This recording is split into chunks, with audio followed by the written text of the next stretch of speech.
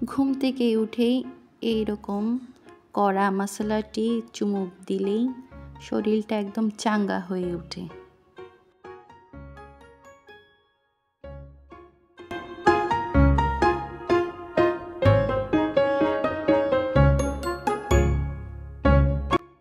সুপ্রিয় দর্শক, আসসালামু আলাইকুম। খুব মজাদার বাঙালির সবচেয়ে পছন্দের একটা খাবার দুধ চা। সকালবেলা সবাই আমরা উঠে এই দুধ চায়ে এক চুমুক দিলে আমাদের শরীরটা একদম চাঙ্গা হয়ে ওঠে। কার কার পছন্দ এরকম মশলা, কড়া মশলাটি পছন্দ, আমাকে কমেন্টে জানাবেন। আমি 1 কাপ দুধ নিয়েছি। দুধটা প্রথমে জাল দিয়ে ঘন করে নিব। আমি একদম কমিয়ে নিব জাল দিয়ে, উপরে যাতে সর না পড়ে সেই জন্য আমি চামচ দিয়ে বারে নাড়তে থাকবো।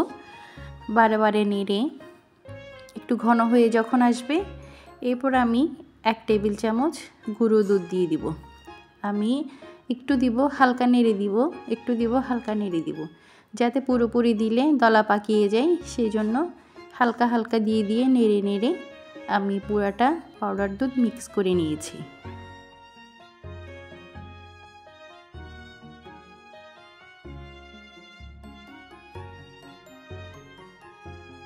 আমার দুধটা ঘন হয়ে এসেছে। এরপর আমি মশলা অ্যাড করব।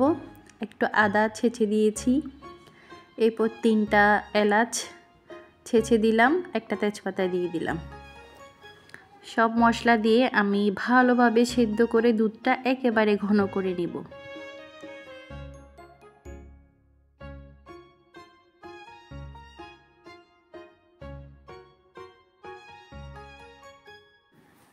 নাড়াচাড়া করতে করতে আমার দুধটা একেবারে ঘন হয়ে এসেছে।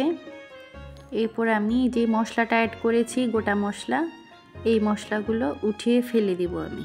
এই মশলাটার যা ঘ্রাণ বের হওয়ার সবটা বের হয়ে গিয়েছে।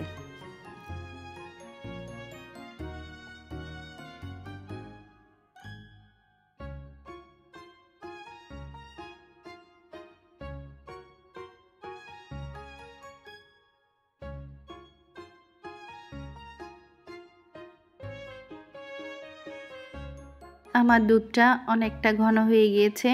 এবার আমার চা রেডি করার পালা। কালারটা রেডি করব। আবার আরেকটা পাতিলে আমি 1 কাপ পরিমাণ পানি দিয়ে দিয়েছি। আমি এখানে 1 কাপ পরিমাণ চা রেডি করব, সেই পরিমাণটা আমি ইউজ করছি। আপনারা যদি বাড়িয়ে করতে চান সেভাবে করবেন। এরপর আমি 3টি চামচ চা পাতা দিয়ে দিয়েছি, আর একটু আদা দিয়ে দিয়েছি। এখন আমি লিকারটা বের করব। আমার লিকারটা হয়ে গিয়েছে, এখন আমি ঢেলে নিব। লিকারটা আমি ঢেলে নেওয়ার পরে আমি যে ঘন দুধটা রেডি করেছি সেটা আমি দিয়ে দিব। অনেকে লিকারের মধ্যে দুধটা দিয়ে দেয়, আমি আসলে সেই কাজটা করি না। আমি লিকারটা আলাদা করে নিয়ে এই যে আমি দুধটা ঢেলে দিলাম। দেখুন অনেক ঘন হয়েছে আমার দুধটা। এখন আমি হালকা নেড়ে দিব। চিনিটা আমি অ্যাড করিনি। চিনি আসলে অনেকে কম বেশি খেয়ে থাকেন, চিনিটা আপনারা এখন অ্যাড করবেন। আমি যেহেতু চায়ে চিনি কম খাই, সেই জন্য আমি একদম হালকা চিনি ব্যবহার করেছি। আপনারা যদি চিনি বেশি পছন্দ করেন তাহলে চিনি বেশি দিয়ে খেতে পারেন।